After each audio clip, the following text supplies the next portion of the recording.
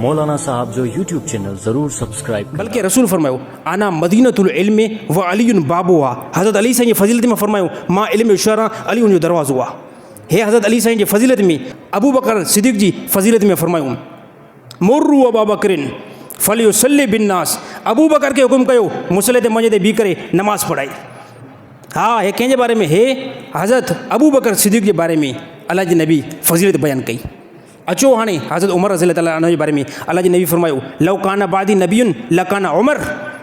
हे इंसान मां बाद में जेकॾहिं कोई नबी थी सघे हा मुंहिंजो साहबी उमर थी हा। सिर्फ़ु अधु कटिंग पेश था कयो साहबा के। सिर्फ़ु हज़रत अली साईं जी फज़ीलत हक़ आहे बरहक़ आहे। पर उन सां गॾो गॾु मां तव्हांखां इहो बि सुवालु कयां थो इहे हदीसूं तव्हांखे नज़र छाजे कान थियूं अचनि? चाहे नबी जो फरमान आहे अल्लाह जो कसम मिंबर ते वेठो आहे नबी जो फरमान आहे मुर्रु अबा बकरिन फलियुसल्लि बिन्नास। अबू बकर के हुकुम कयो मुंहिंजे मुसले ते बीहे। जंहिंखे नबी मुसले ते बीहारे छा मक़ाम आहे? छा मक़ाम आहे? माना तव्हां बदमाशी था कयो। असां जेको अबू बकर खे नथा मञूं, तूं भले न मञ, रसूल मञियो आहे, असां रसूल खे मञींदा आहियूं।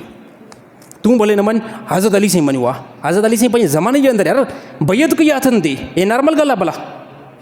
हक़ जो इमाम अल्लाह जे नबी फरमायो अली हक़ सां गॾु आहे ऐं हक़ हमेशह अली सां गॾु हूंदो आहे। हे कंहिं फरमायो? रसूलुल्लाह सल्लल्लाहु अलैहि वसल्लम फरमायो। हज़रत उस्मान रज़ी अल्लाह ताला अन्हु जे बारे में बेशुमार अल्लाह जे नबी जंग खंदक जे अंदरि या जंग तबूक जे अंदरि अल्लाह जे नबी फरमायो अॼु उस्मान एतिरो माल ॾिनो आहे, ए इंसानो अॼु उस्मान एतिरो माल ॾिनो आहे जो मां रसूल अॼु प्लेनेट अर्थ सरज़मीन ते ख़ुशि थियो आहे, अल्लाह ताला आसमान ते ख़ुशि थियो आहे। चाहे हे कंहिंजो फरमान आहे? हे अल्लाह जे नबी जो फरमान आहे। अल्लाह जे नबी जे फरमान ते हलंदो कामयाबी ॾिसंदो, न त ज़िलत जेकी आहे तव्हांजे मुक़दर थींदी। ज़िलत हा, इस्लाम जेको आहे इस्लाम पहुचाइण वारा इब्तिदा वारा इहे साहब आहिनि अल्लाह जो कसम आहे। इन साहब आहिनि अबू बकर सिद्दीक़ जी खिलाफ़त, उमर रज़ी अल्लाह ताला अन्हु जी खिलाफ़त, उस्मान रज़ी अल्लाह ताला अन्हु जी खिलाफ़त, हज़रत अली साईं जी खिलाफ़त। इन जी खिलाफ़त में इस्लाम पूरी कंट्रियुनि जे अंदरि फैलिजी वियो। तव्हां हिन टाइम मुस्लमान आहियो इन साहबनि जे ज़रिए सां। दावा सां ॻाल्हि थो कयां, कंहिं में हिमत आहे त ग़लति हिनखे साबित करे ॾेखारे। तव्हां हिते मस्जिद में वेठा आहियो, जेकॾहिं अगरि इहे साहबा ॿाहिरि न निकिरनि हा, रसूल जे दीन खे खणी करे ॿाहिरि न निकिरनि हा, रसूल कोशिशि न करे हा, मंदरनि में वेठा हुजूं हा सभु हिते, हा ॿिए कंहिं मज़हब सां अटे हुजूं हा, हे साहबा निकिता, हे नबी जे फ़िक्र खे, नबी जी कोशिशि खे, नबी जी तालीम खे साहबा खणी करे निकिता।